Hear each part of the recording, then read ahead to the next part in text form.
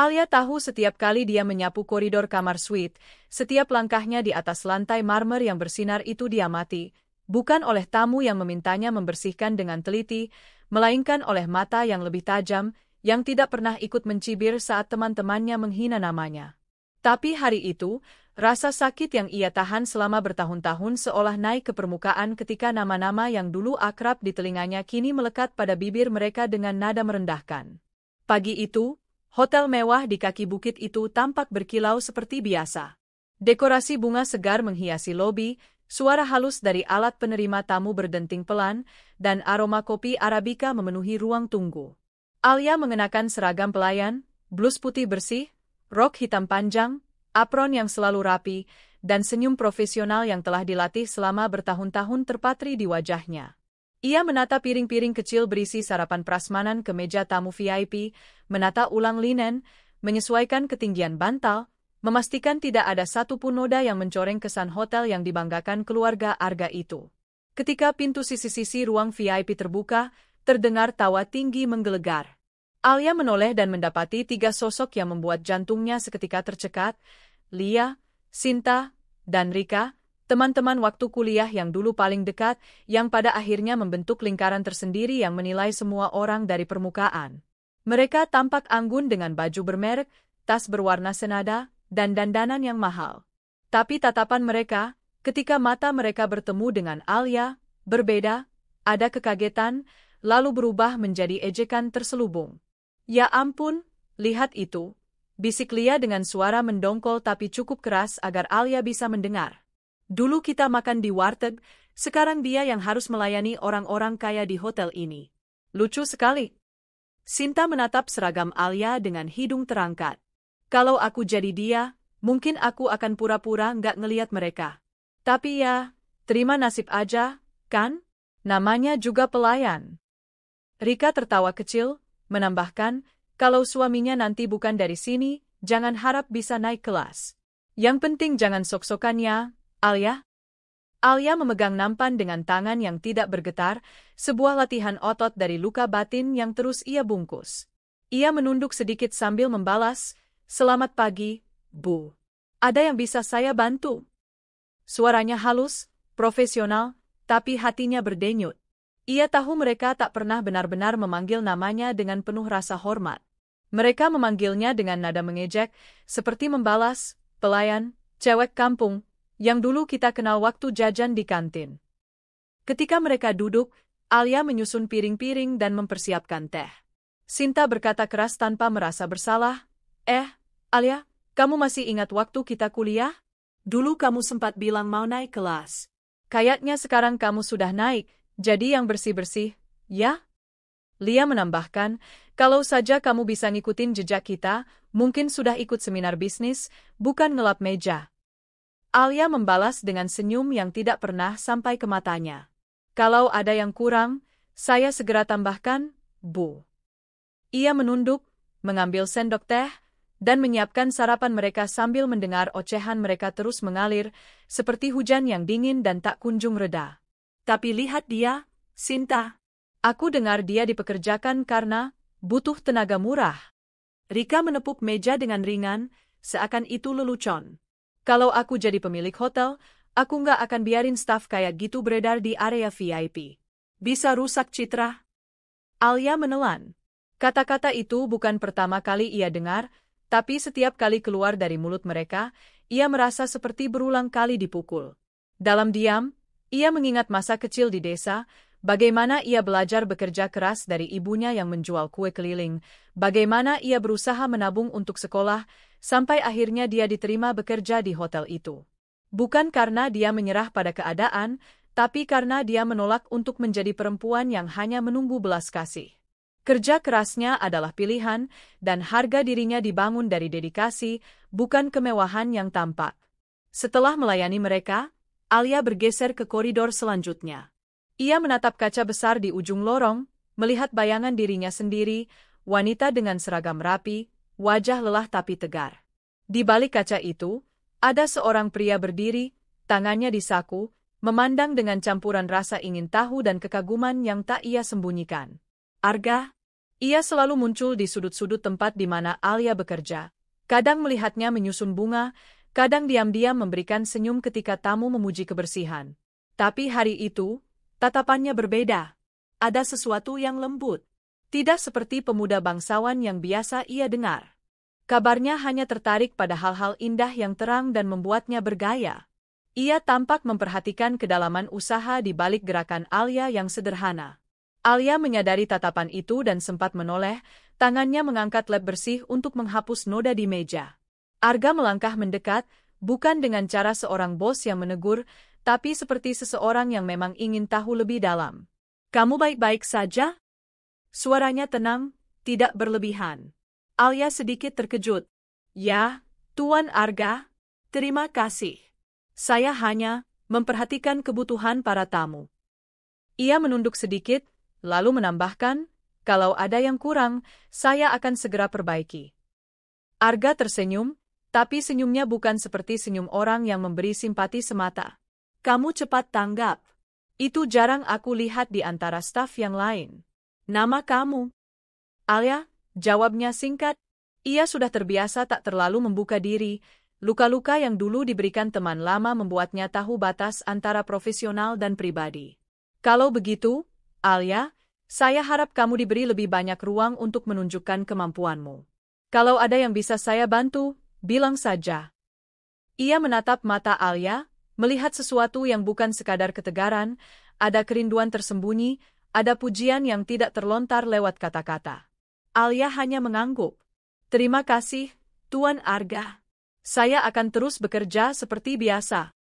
Setelah Arga pergi, Alia menutup diri sejenak di ruang penyimpanan. Ia menyandarkan punggungnya ke dinding kayu, menghirup napas panjang. Hatinya bertanya-tanya, apakah perhatian itu cuma karena ia adalah pelayan yang punya cerita menarik? Atau ada sesuatu yang lain, sesuatu yang bisa membuat dunia yang selama ini terasa berputar di satu yanki kecil mulai bergetar. Hari-hari berikutnya, perlahan-lahan, perhatian Arga itu tidak lagi seperti kilatan sesaat. Ia mulai menyapa Alia lebih sering, tak hanya menanyakan tentang kebersihan hotel, tapi tentang bagaimana caranya ia membagi waktu, bagaimana ia bisa tetap kuat menghadapi hinaan. Ia membawa sebotol air mineral tanpa diminta. Ia bahkan pernah diam-diam meninggalkan coklat kecil di meja kerja Alia, sebuah perhatian sederhana yang membuat Alia bertanya-tanya, tapi juga membuatnya merasa seperti ada mata yang melihat bukan untuk menjatuhkan, melainkan untuk menghargai. Teman-teman Alia mulai menyadari. Kamu lihat? Anak pemilik hotel itu selalu nyamperin Alia, bisik Lia pada suatu sore, menatap dari balik kolom. Kayaknya dia mulai ngasih perhatian ekstra. Kalau aku jadi Alia, aku bakal pura-pura cuek. Jangan sampai kita jadi bahan omongan lagi. Sinta menyeletuk, tapi kok ya aneh. Dia kan cuma pelayan. Apa dia pikir dia bisa jadi lebih dari itu? Jangan sampai nanti kita yang ditertawakan tuh, Lia. Rika, yang biasanya paling dingin, malah menatap penuh curiga. Kalau dia naik, dia bakal bawa kita turun. Jangan percaya sama senyuman itu. Aku pernah lihat gimana orang kaya kadang main-main sama hidup orang lain, terus ditinggal begitu saja. Hati-hati. Alia mendengar, tentu saja. Ia tidak pernah menunjukkan bahwa ia tahu. Ia memilih menjalani hari-harinya dengan menunduk, bekerja, menjaga harga diri. Tapi di malam hari, ketika ia menutup pintu kamar kecilnya, ketika lampu kecil menyinari wajah lelahnya, ia menangis. Bukan karena ia ingin kasih sayang dari Arga, tapi karena ia lelah memendam rasa tidak pantas yang ditanamkan oleh mereka yang mengukur manusia dari kelas dan pakaian.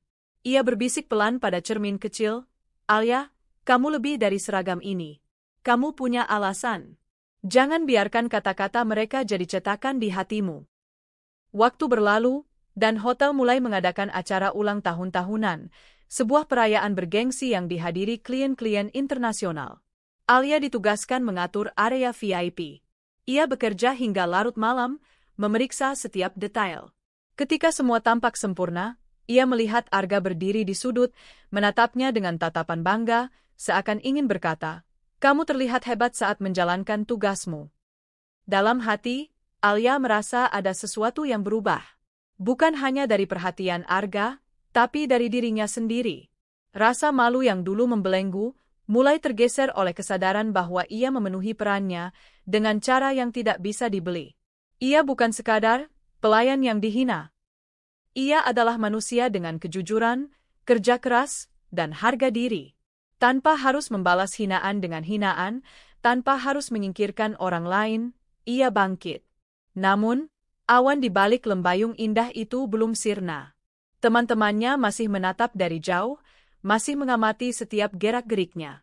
Mereka menunggu saatnya untuk menjatuhkan. Dan di sana, dalam bayang-bayang, ada satu sosok yang belum terlihat oleh Alia, yang kelak akan menjadikan hidupnya jauh lebih rumit.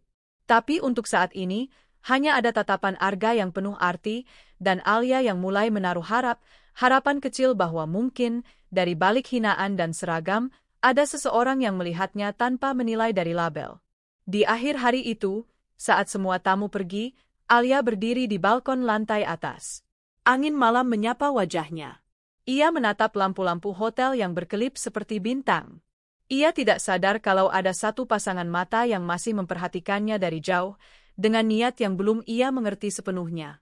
Arga berdiri beberapa meter di belakang, tidak mendekat, hanya memberi ruang.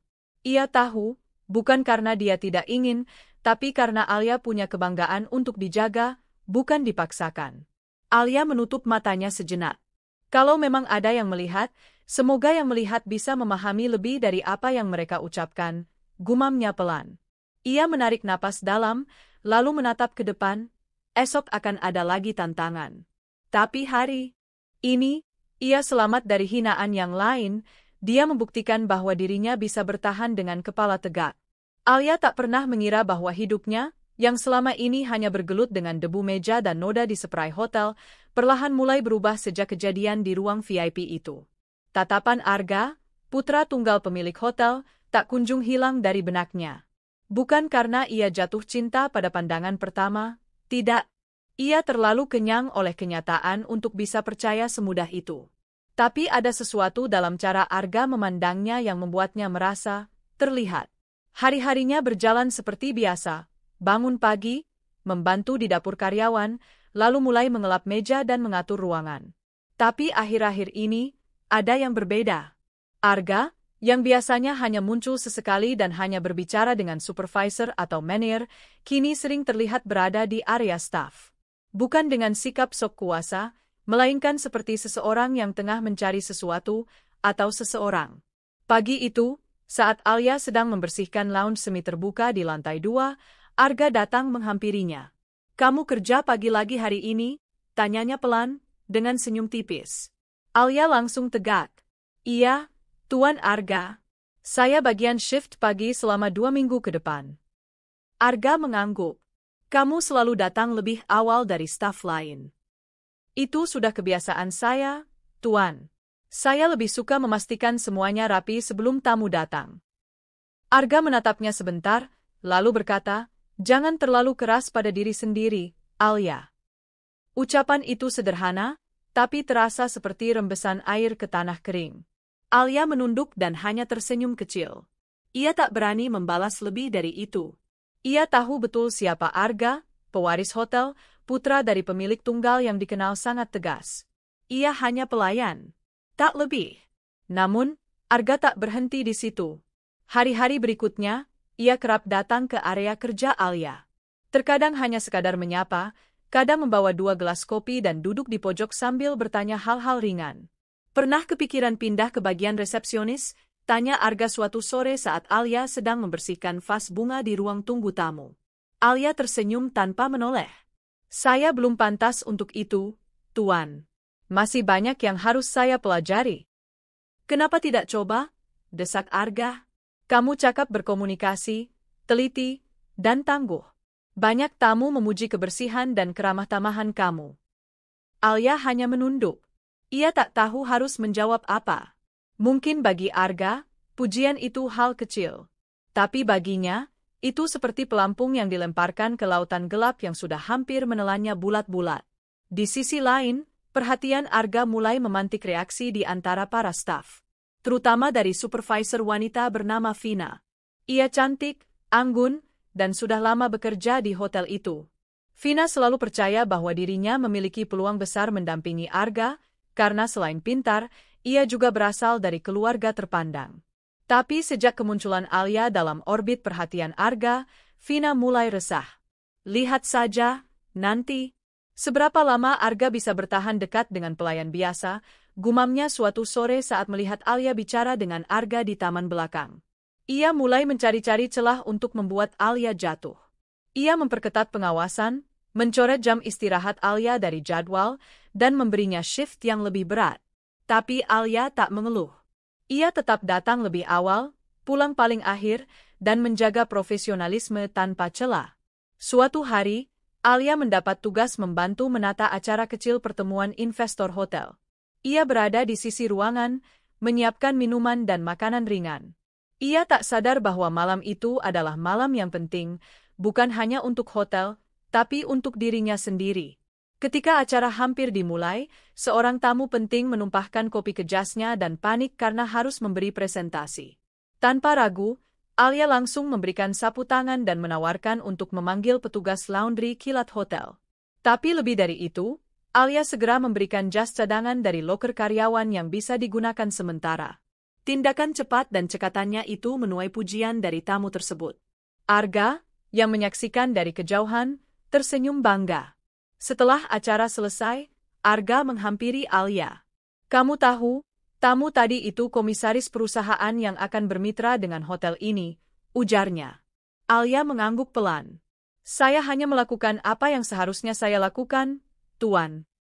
Kalau semua staf seperti kamu, hotel ini akan jadi nomor 1 di kota ini," ujar Arga, matanya menatap dalam. Alia merasa jantungnya berdetak lebih cepat, tapi ia segera menunduk, menyembunyikan rona merah di pipinya. Tiba-tiba Arga berkata, "Kamu punya waktu akhir pekan ini." Alia menoleh. "Kenapa, Tuan?"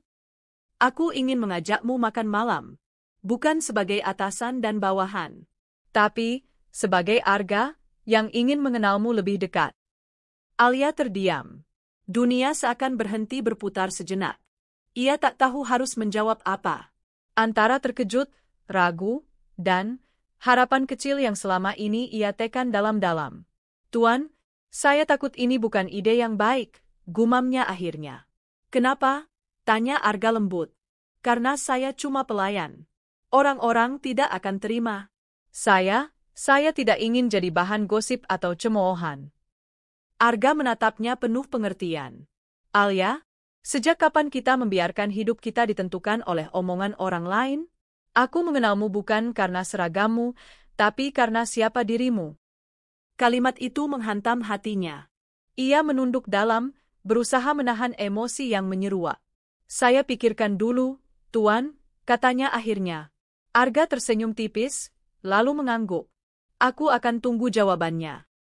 Tapi kabar tentang perhatian Arga kepada Alia mulai tersebar. Lia, Sinta, dan Rika, yang masih tinggal di hotel sebagai tamu long stay untuk urusan proyek kerja, tidak tinggal diam. "Dia pasti sengaja cari muka," ujar Lia sambil menggosok kuku dengan angkuh.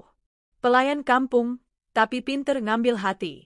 Jangan-jangan dia pura-pura baik biar dapat laki-laki kaya," tambah Sinta. Rika memelototi Alia dari kejauhan.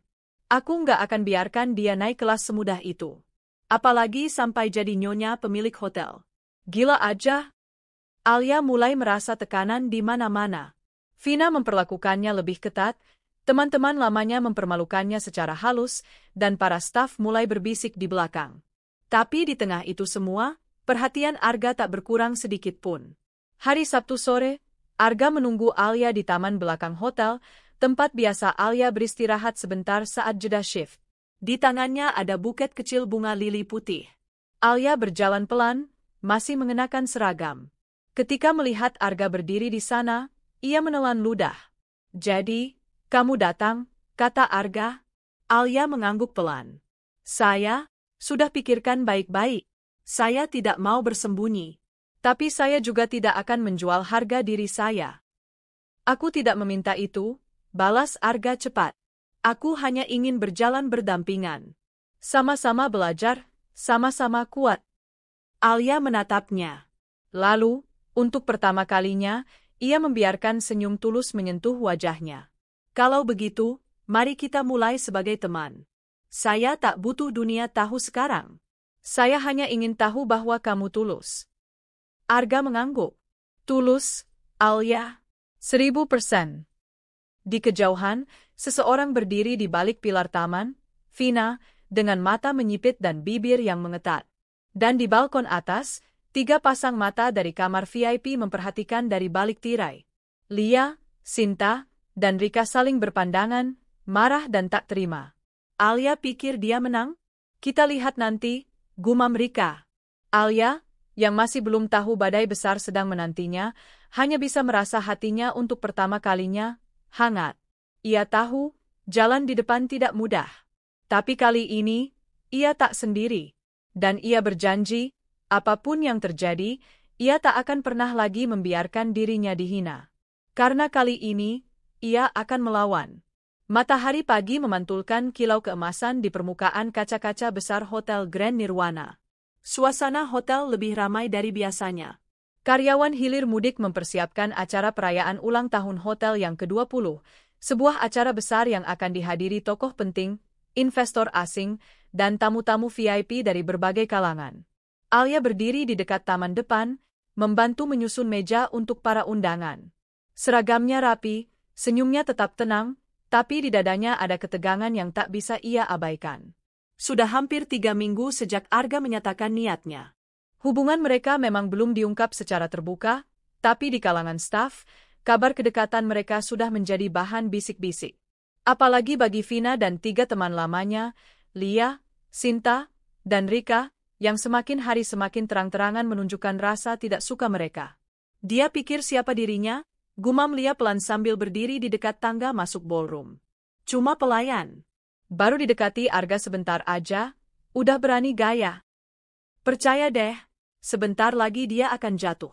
Orang kayak dia nggak akan tahan di atas, timpal Sinta dengan mata menyipit ke arah Alia.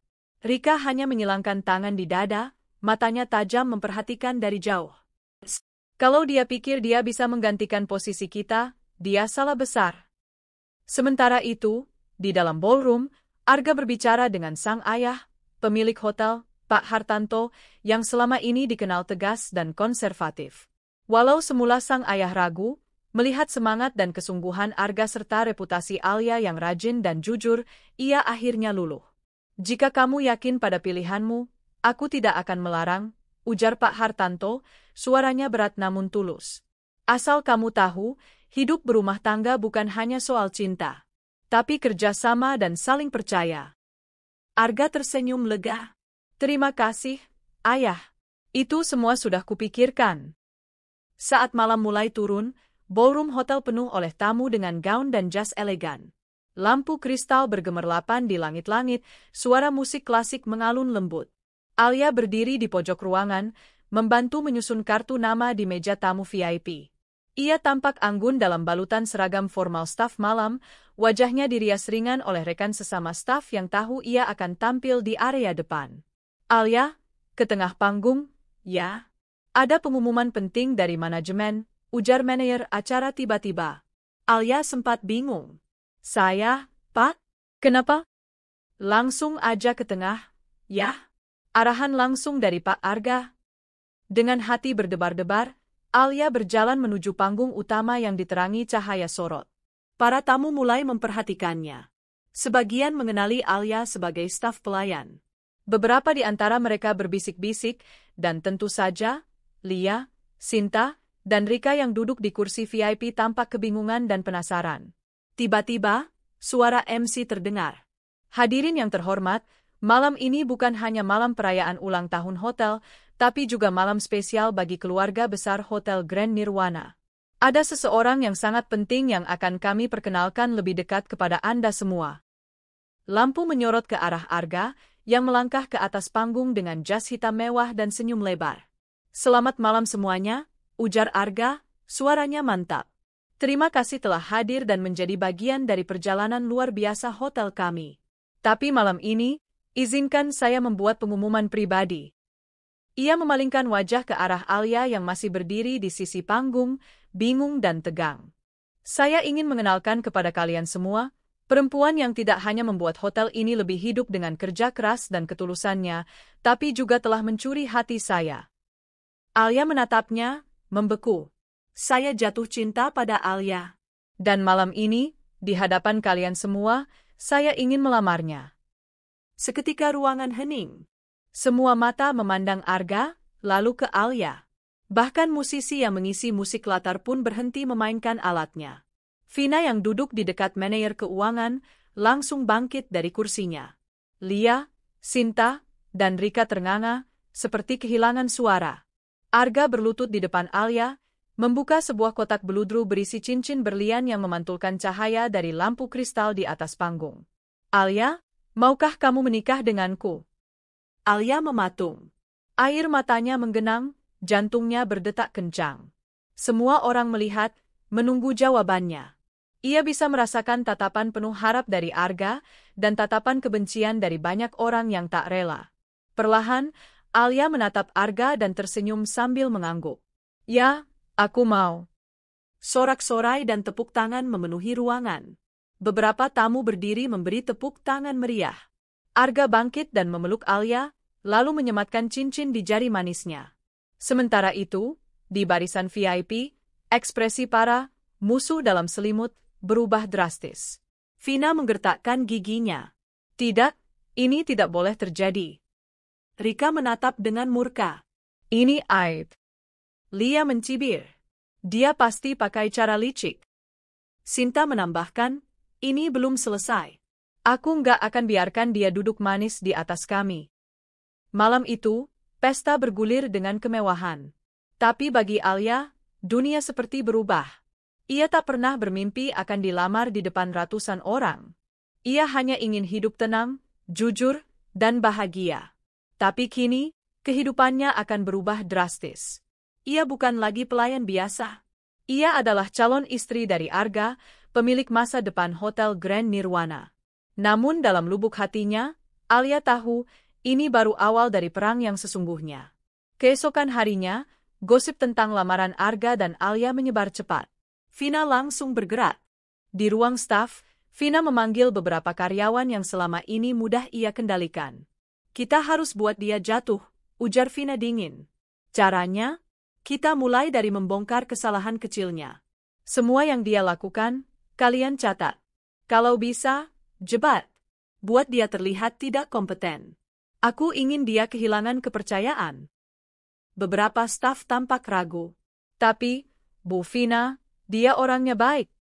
Dan itu yang bikin dia bahaya, potong Vina tajam. Kita butuh pemilik hotel yang tahu cara kerja bisnis, bukan pelayan yang naik kasta hanya karena disukai anak bos.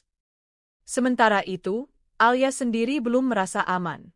Ia tahu akan banyak yang menentangnya. Ia mulai belajar manajemen hotel secara formal, mengikuti pelatihan singkat dan bahkan mulai mendampingi Arga dalam beberapa rapat kecil. Ia tak mau hanya menjadi simbol. Ia ingin layak. Di sisi lain, Arga semakin terbuka menunjukkan rasa cintanya.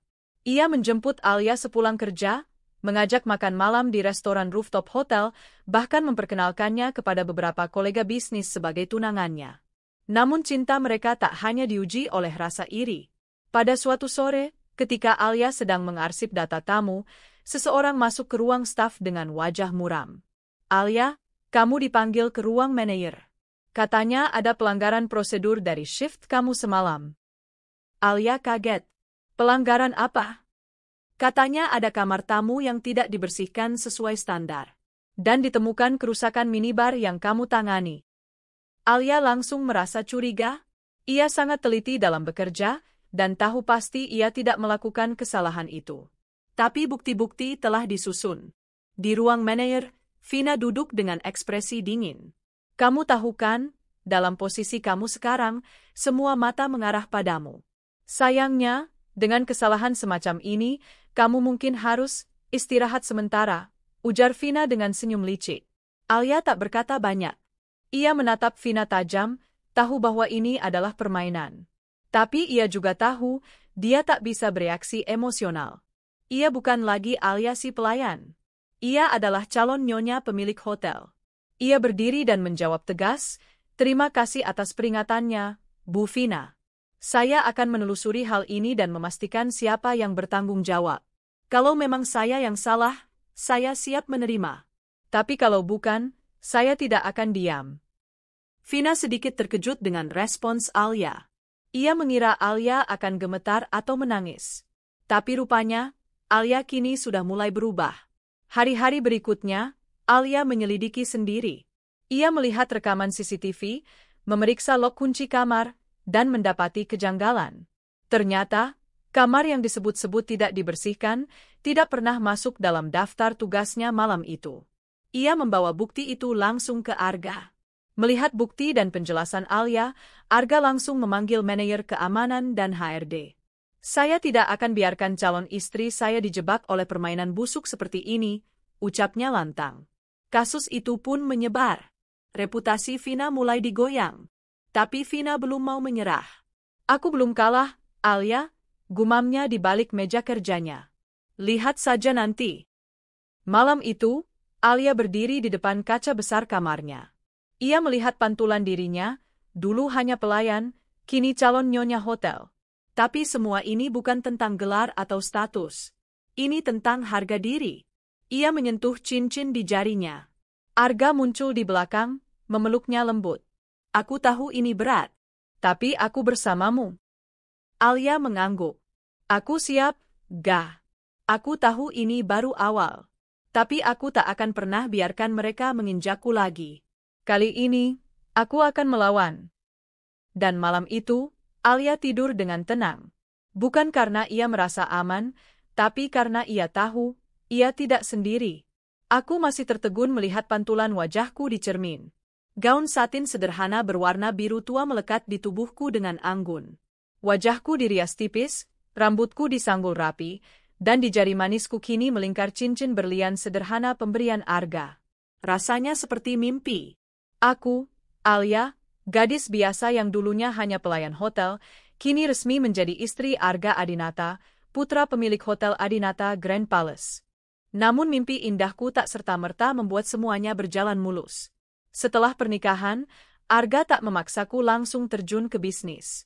Tapi aku yang justru meminta untuk belajar. Aku tahu, aku harus menjadi istri yang layak berdiri di sampingnya, bukan sekadar hiasan. Karena itu aku ikut pelatihan manajemen hotel, akuntansi dasar, dan mengikuti rapat-rapat penting meski hanya duduk sebagai pendengar. Namun begitu aku mulai menunjukkan keinginan untuk mengambil peran, masalah mulai datang. Alia ikut rapat lagi. Tumben, biasanya yang duduk di sini kan para manajer, bukan mantan pelayan, bisik salah satu karyawan senior bernama Dina pada rekannya, cukup keras hingga kudengar. Aku hanya tersenyum, menegakkan punggung, dan mencatat semua hal penting yang dibicarakan saat rapat berlangsung. Supervisor pemasaran, Vina, selalu duduk di depan. Wajahnya tak menunjukkan ekspresi bersahabat. Sejak pernikahan kami, dia tak pernah sekalipun mengucapkan selamat. Malah dia makin sering mencampuri urusanku. Maaf, Bu Alia. Saya rasa Anda kurang paham mengenai segmentasi pasar hotel bintang 5. Mungkin lebih baik Ibu fokus saja di bidang hospitality, katanya suatu hari di rapat, menekankan kata hospitality seakan mengingatkanku pada masa lalu. Aku tersenyum tipis. Justru karena aku pernah berada di bagian hospitality, aku tahu bagaimana meningkatkan kualitas layanan pelanggan. Aku tidak bicara teori. Aku bicara dari pengalaman langsung, balasku dengan tenang. Vina tampak tergigit. Rapat hari itu berakhir dengan aku tetap berdiri tenang dan dihormati, sementara ia keluar ruangan dengan wajah memerah. Namun rupanya Vina tak menyerah. Minggu berikutnya, saat aku mengecek laporan keuangan bersama tim finance, aku menemukan kejanggalan. Ada beberapa biaya promosi yang angkanya tak masuk akal. Aku menyampaikan temuanku pada Arga, dan kami sepakat melakukan audit internal secara diam-diam. Beberapa hari kemudian, hasil audit keluar. Benar saja, ditemukan manipulasi anggaran promosi yang mengarah ke divisi pemasaran, divisi yang diketuai oleh Vina. Saat hasil audit dibacakan di rapat tertutup, Vina tampak gugup. Tapi ia masih mencoba membela diri. Itu kesalahan sistem. Ada miskomunikasi dengan vendor, katanya sengit. Namun dokumen dan bukti transaksi tak bisa dibantah. Arga memandangnya dengan wajah dingin. Vina, Aku menghargai kerja kerasmu selama ini, tapi untuk kasus seperti ini, tidak bisa diabaikan. Kamu akan diberi sanksi sementara. Kami akan menentukan keputusan selanjutnya setelah evaluasi HRD. Vina menatapku tajam saat keluar ruangan. Matanya menyala seperti api. Aku tak akan kalah darimu, bisiknya saat melewatiku. Aku hanya menjawab, aku tidak sedang bersaing dengan siapapun. Aku hanya melindungi apa yang menjadi milikku. Namun bukan hanya Vina yang mencoba mengacaukan hidupku. Teman-teman lamaku, Tika, Rena, dan Santi, yang kini bekerja sebagai staf operasional dan resepsionis di hotel ini, sepertinya belum bisa menerima kenyataan. Aneh ya, dulunya satu kos sama kita, sekarang sok jadi bos, kata Rena saat aku lewat di lobi. Yah, semua orang bisa berubah kalau sudah nikah sama orang kaya, timpal Tika dengan tawa sinis. Santi bahkan tak segan-segan membalikkan mata saat aku bicara padanya sebagai atasan. Tapi aku tak menggubrisnya. Aku tahu mereka masih hidup dalam bayangan masa lalu. Aku tak perlu membuktikan apa-apa pada mereka. Aku hanya perlu tetap menjadi diriku sendiri, tapi versi terbaiknya. Hari itu, aku diundang menghadiri Forum Pariwisata Nasional mewakili Hotel Adinata. Ini adalah acara besar yang dihadiri pemilik dan direktur hotel-hotel ternama. Alia, kamu yakin siap? Tanya Arga sambil memegangi tanganku. Aku mengangguk. Aku harus mulai berdiri sendiri, ga. Ini waktuku. Aku memakai setelan blazer putih dengan celana panjang krem dan heels sederhana. Rambutku disanggul elegan. Di panggung, aku berbicara dengan tenang tentang pentingnya kualitas pelayanan yang berfokus pada nilai manusia, karena semua pengunjung adalah tamu, bukan angka. Tepuk tangan menggema. Seorang pemilik hotel dari Bali bahkan menyapaku secara langsung, menyatakan kekagumannya pada cara pandangku. Ketika aku kembali ke hotel, Vina melihatku turun dari mobil didampingi Arga, wajahnya masam.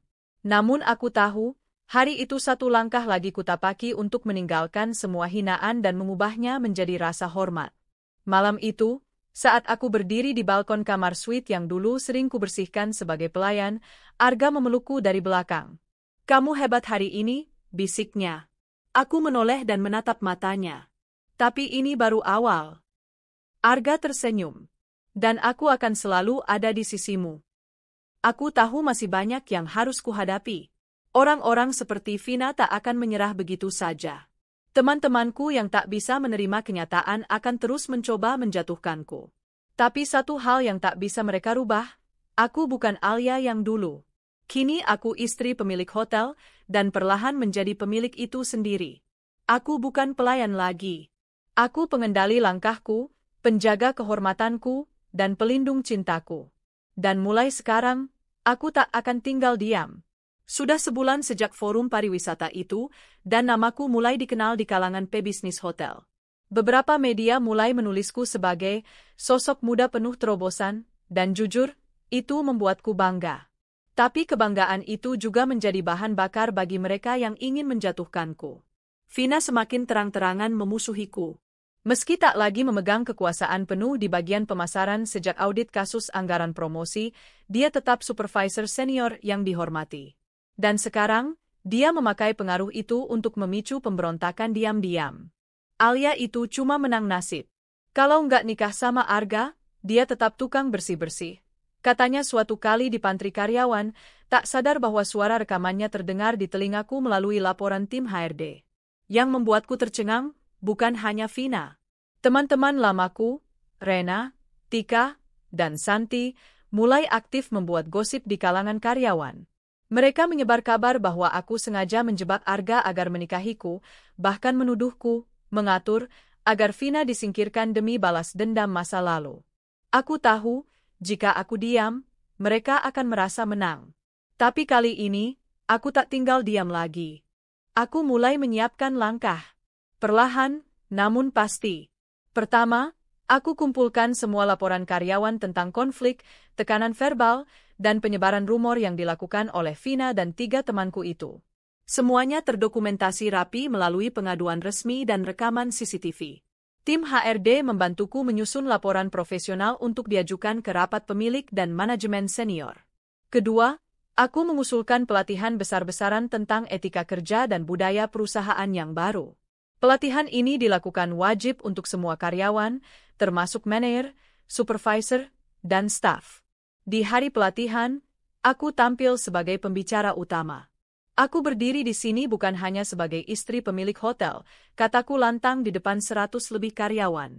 Tapi sebagai seseorang yang pernah berdiri di posisi kalian. Aku tahu rasanya diremehkan.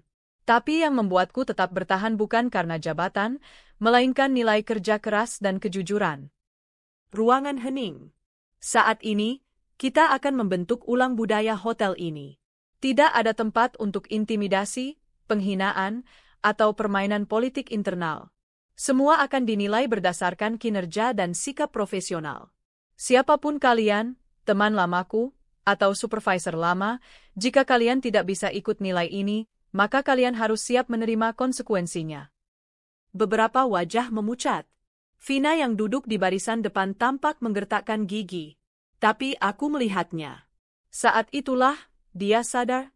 Alia yang sekarang bukan lagi boneka diam yang bisa diinjak seenaknya. Beberapa minggu setelah pelatihan, audit budaya kerja dilakukan oleh konsultan independen. Hasilnya mengejutkan. Divisi tempat Vina bekerja memiliki skor moral dan kepuasan kerja terendah. Banyak staf melaporkan adanya tekanan dan diskriminasi. Rena dan Santi disebut sebagai penyebar gosip yang membuat lingkungan kerja tidak sehat. Atas dasar itu, aku memutuskan mengambil langkah tegas bersama Arga dan ayah mertuaku. Vina dipindahkan ke cabang lain dengan posisi lebih rendah sebagai tindakan disipliner. Rena dan Santi diberi dua pilihan, mengundurkan diri secara sukarela dengan kompensasi, atau dipecat dengan catatan buruk. Mereka marah. Mereka bilang aku licik. Tapi aku hanya menyodorkan data dan fakta. Aku tidak licik. Aku hanya belajar bermain bersih di dunia yang dulu kalian kotori. Namun bukan berarti setelah itu semua jadi mudah. Arga mulai mendapatkan tekanan juga. Vina, rupanya, masih punya koneksi dengan beberapa klien besar.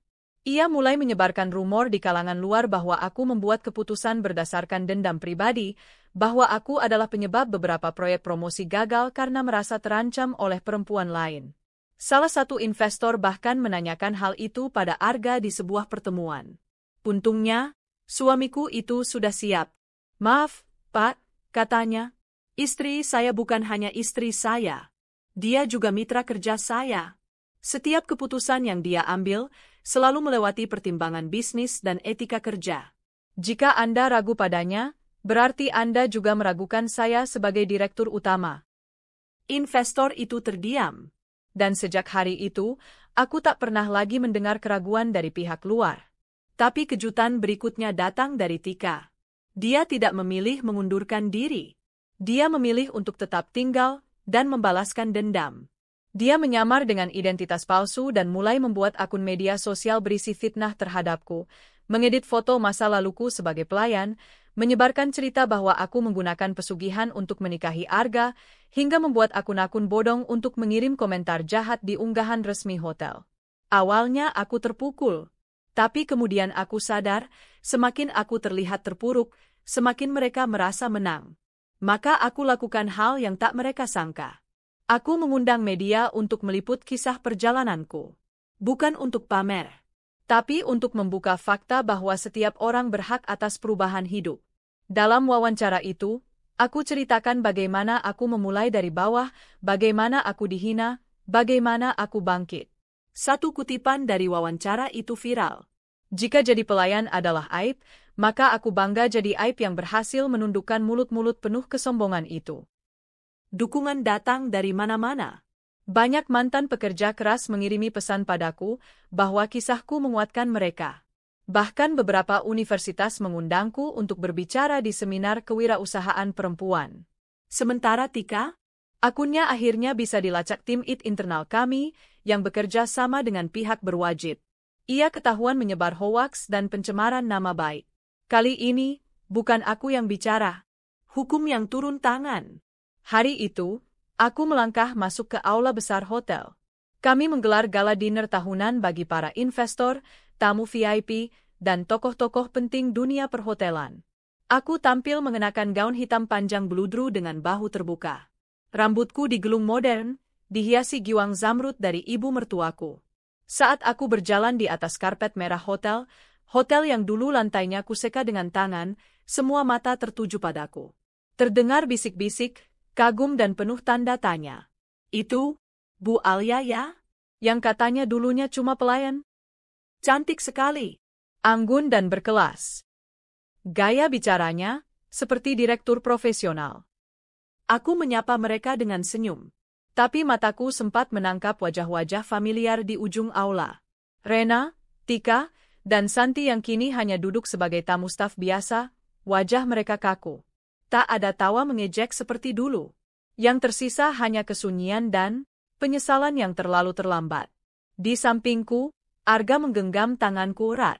Kamu mengalahkan mereka tanpa harus meniru mereka, katanya lirih. Aku mengangguk pelan.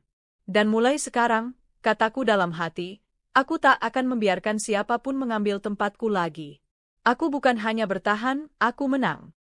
Setelah malam gala itu, aku mulai benar-benar dikenal sebagai sosok baru. Tidak hanya sebagai istri dari Arga, tapi sebagai Alia Nur Ramadhani, co-owner dan kepala pengembangan bisnis Hotel Lestari Group. Sebuah identitas yang dulu hanya bisa aku impikan saat masih memakai seragam pelayan dan sepatu bekas pinjaman. Namun di balik semua pencapaian itu, masih ada yang terus mengusik benakku. Namaku selalu saja jadi bahan cibiran di balik layar. Beberapa teman lama Arga, bahkan beberapa kalangan elit tamu tetap hotel kami, masih memperolok latar belakangku. Mereka tak mengucapkan langsung di depanku, tapi aku tahu dari desas-desus yang sampai ke telingaku. Lucu ya, seorang Alia dari kampung bisa duduk sejajar dengan para pemilik waralaba internasional. Dia cuma menumpang nama besar Arga. Coba lepas nama Arga, kira-kira siapa sih yang kenal Alia? Kalimat-kalimat itu seperti serpihan duri yang menempel di langkahku. Tak melukai langsung, tapi lambat laun terasa perih juga. Dan benar saja, sebuah undangan datang yang membuatku harus mengambil keputusan besar. Aku diundang menjadi pembicara di sebuah forum bisnis internasional di Singapura. Undangannya resmi dan formal. Tapi yang membuatku tercekat adalah detail kecil di bawah nama. Alia Ramadhani, Mrs. Arga Mahendra, co-owner Lestari Hotels. Aku menatap tulisan itu lama. Mengapa harus ada embel-embel, Mrs. Arga Mahendra? Mengapa nama suamiku harus menjadi validasi dari siapa diriku? Seolah aku tak layak berdiri sendiri. Malam itu, aku duduk di balkon kamar sambil menatap langit. Arga menghampiriku, membawa 2 cangkir teh jahe. Kamu terlihat gelisah, katanya lembut, duduk di sebelahku. Aku menyerahkan undangan itu padanya. Aku tidak ingin dikenal hanya karena menjadi istrimu. Dia membaca dengan seksama, lalu mengangguk pelan. Kamu mau mereka tulis Alia Nur Ramadhani, tanpa embel-embel siapapun? Aku mengangguk. Aku ingin berdiri di sana bukan sebagai istri seseorang, tapi sebagai diriku sendiri. Perempuan yang pernah dipermalukan, lalu bangkit tanpa menjual nama siapapun. Arga menatapku dalam-dalam, lalu tersenyum. Kalau begitu, aku akan pastikan mereka tahu siapa dirimu yang sebenarnya. Aku berangkat ke forum itu dengan kepala tegak. Di panggung besar bertema Women Empowering Industry, aku berdiri bersama para CEO wanita dari berbagai negara. Aku satu-satunya pembicara dari Indonesia. Dan untuk pertama kalinya, namaku tertera di layar lebar besar tanpa embel-embel suami. Alia Nur Ramadhani, entrepreneur hotel owner, Indonesia. Aku membuka pidato dengan cerita jujur tentang masa laluku. Tentang bagaimana aku hanya pelayan hotel yang tak dianggap, tentang bagaimana aku pernah dibentak karena menjatuhkan piring, tentang bagaimana aku menangis diam-diam di dapur saat teman-teman kuliahku menghina bajuku yang lusuh. Tapi setiap penghinaan itu, kataku, membuatku belajar untuk membuktikan bahwa harga diri seorang perempuan tidak ditentukan dari asalnya, tapi dari cara ia berdiri ketika dihancurkan. Tepuk tangan menggema. Beberapa peserta bahkan meneteskan air mata. Dan saat itu, aku tahu, aku sudah membuktikan satu hal.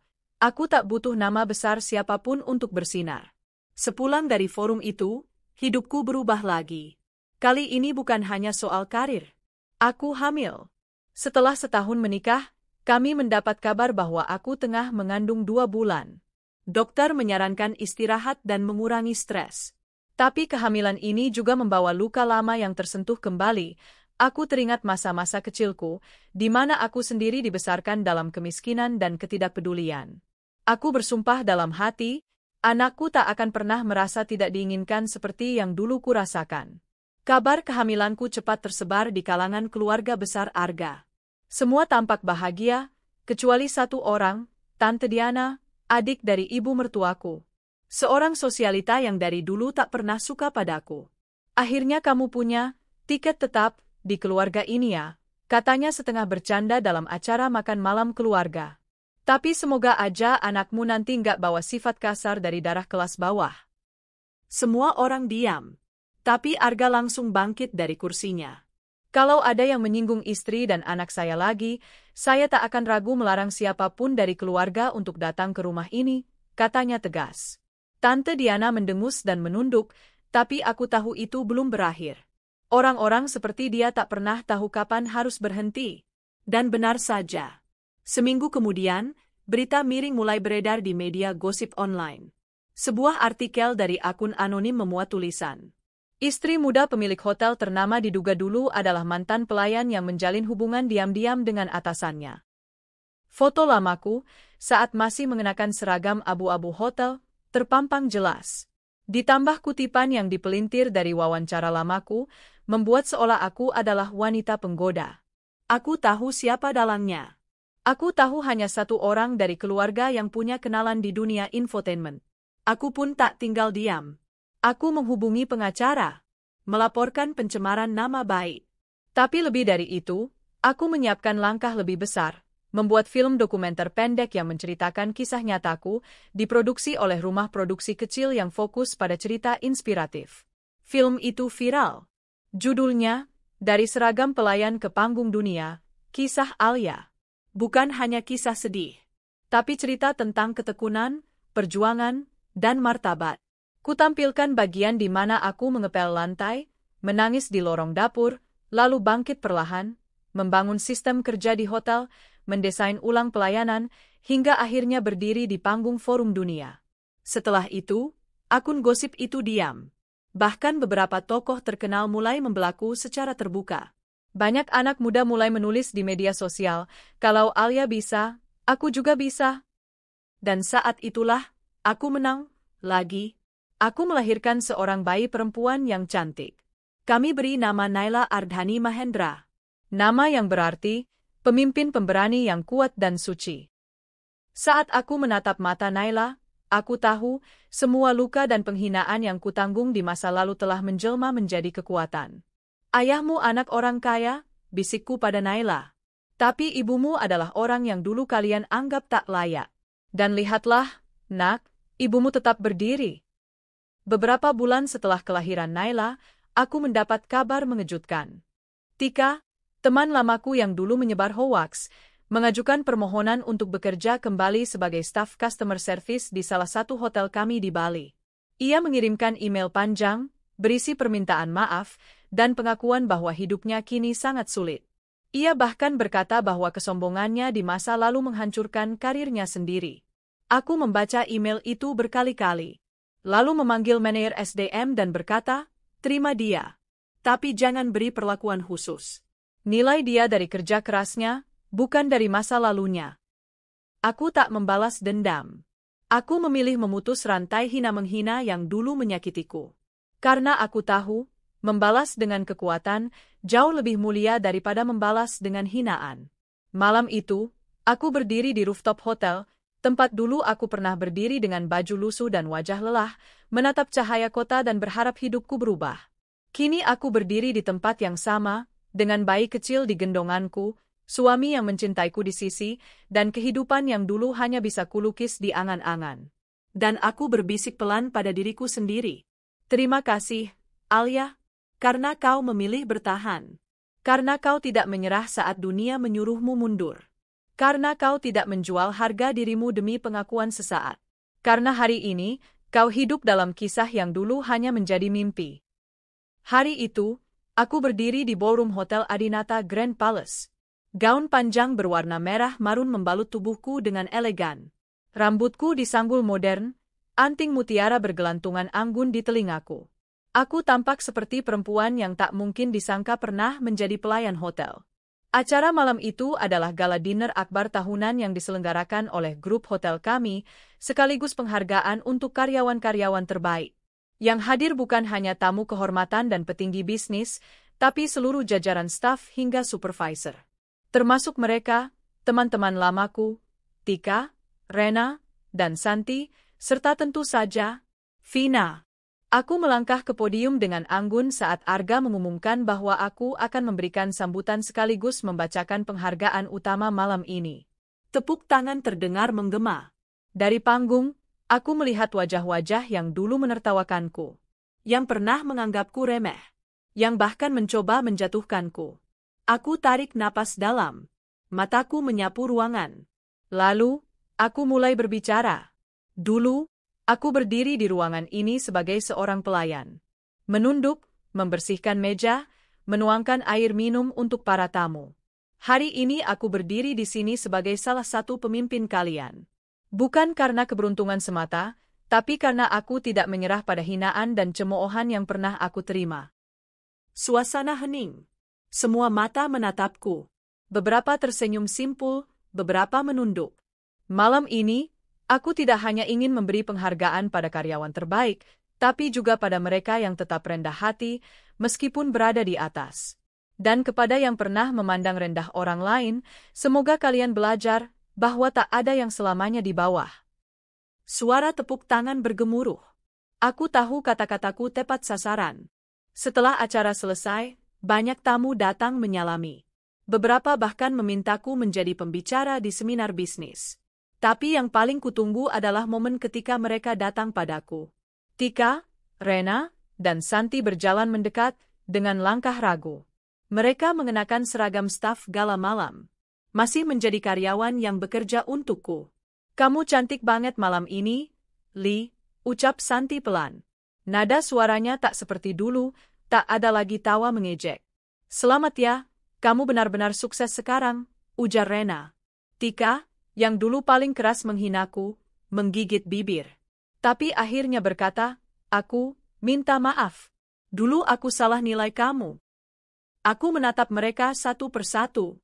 Hatiku sudah lama tak menyimpan dendam. Aku tak membalas dengan sindiran, tak juga menepuk dada. Aku maafin. Tapi ingat, setiap orang bisa naik, asal dia mau berjuang dan berhenti menjatuhkan orang lain. Mereka mengangguk pelan dan pergi. Tapi malam itu belum selesai. Dari arah pintu, Vina datang dengan gaun biru elektrik dan make-up tebal. Matanya masih menyimpan amarah yang tak kunjung padam.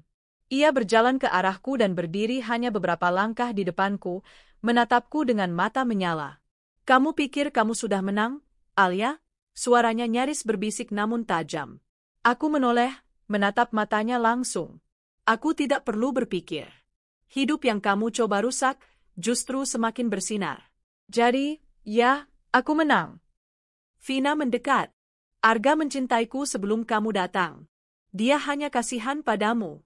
Tanpa dia, kamu bukan siapa-siapa. Aku tersenyum tenang. Mungkin. Tapi kasihanmu padaku tak pernah membuatmu belajar menghargai. Sementara cintanya padaku membuatku berkembang. Itu perbedaannya. Vina menatapku penuh kebencian, tapi sebelum sempat melontarkan kata-kata lain, Arga datang dari belakang dan berdiri di sampingku. Ia merangkul pinggangku lembut. Masalah personal sebaiknya tidak dibawa ke urusan profesional, Vina, ucap Arga dingin. Kamu bisa memilih memperbaiki sikap dan tetap bekerja di grup ini, atau kamu akan kalah karena terus hidup dalam dendam. Wajah Vina memucat. Ia menggigit bibir, lalu memalingkan muka dan pergi tanpa sepatah kata. Beberapa bulan berlalu sejak malam itu. Aku semakin aktif menangani manajemen hotel. Beberapa bisnis kecil yang kutanamkan mulai menunjukkan hasil. Arga dan aku sering menghadiri event penting sebagai pasangan. Tidak sedikit media menyoroti perjalanan hidupku, dari pelayan ke pemilik. Tapi aku tetap membatasi diriku dari sorotan berlebihan. Aku tak butuh pujian dunia, hanya rasa hormat yang setara. Suatu hari, seorang tamu VIP datang ke hotel dan ternyata dia adalah dosen dari kampusku dulu. Ia sempat menghardiku karena aku bekerja sebagai pelayan saat itu. Sekarang ia berdiri kaku di lobi VIP, melihatku keluar dari ruang manajer dengan blazer hitam dan tas mahal di tangan. Bu, Alia, suaranya tak yakin. Aku tersenyum sopan. Selamat datang di Hotel Adinata, Pak Dedi. Ada yang bisa saya bantu? Dia menunduk kikuk. Saya tidak menyangka. Kamu luar biasa. Aku hanya tersenyum. Terima kasih, Pak. Hidup memang penuh kejutan, bukan? Hari ulang tahun pernikahanku dan Arga dirayakan dengan makan malam sederhana di rooftop hotel. Aku masih ingat hari pertama aku melihatmu menuangkan air ke gelasku, ujar Arga sambil menatapku. Aku tahu dari awal kamu berbeda. Berbeda bagaimana? Tanyaku sambil tersenyum menggoda. Berani, tegas, dan punya hati yang besar. Aku menggenggam tangannya. Terima kasih sudah percaya padaku saat dunia melihatku sebelah mata. Karena aku tahu, kamu tak pernah butuh pembuktian. Kamu hanya butuh panggung. Dan sekarang, seluruh panggung dunia adalah milikmu. Aku tersenyum, menatap langit malam Jakarta yang gemerlap. Dulu aku dicemooh, dihina, bahkan dipandang sebelah mata oleh teman-temanku sendiri. Tapi aku tak tinggal diam. Aku buktikan bahwa diam bukan berarti kalah. Sabar bukan berarti lemah. Aku menjawab dengan prestasi, membalas dengan karya, dan membungkam dengan keberhasilan. Mereka kini bekerja di bawahku. Dan aku tetap di atas. Tapi bukan untuk menginjak. Aku berdiri tinggi untuk membuktikan bahwa takdir bisa diubah, asal kita tidak menyerah. Aku tetap pemenangnya. Dan akan selalu begitu.